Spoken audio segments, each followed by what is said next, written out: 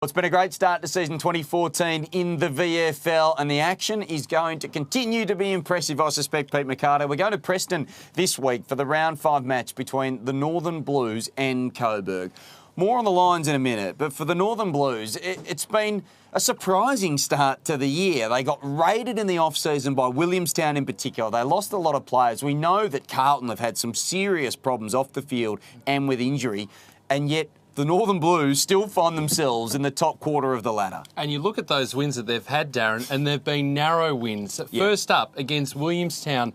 Williamstown led for most of the day. The Blues were able to find a way through and really run some of these sides off their legs. They have surprised people, as you say, Darren, but they thoroughly deserve to be where they are. They're able to finish off games well, and that's been a big feature of why they are sitting near the top of the ladder. Yeah, beating Frankston by a kick after the siren, another example of that. Whilst for Coburg, it hasn't been the same story. We knew that they were going to have some struggles this year, the Lions. It was their first year back as a standalone club under the coaching of Peter German, who's brand new to the club. He had 60 players, he had over 100 players to one of his first trainings.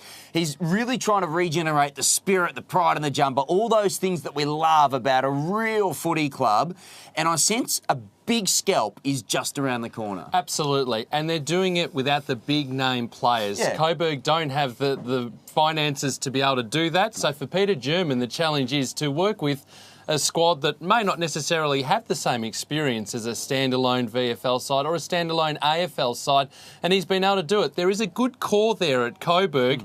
It's just that there is that divide between the AFL and the VFL and the partially aligned teams along the way as well.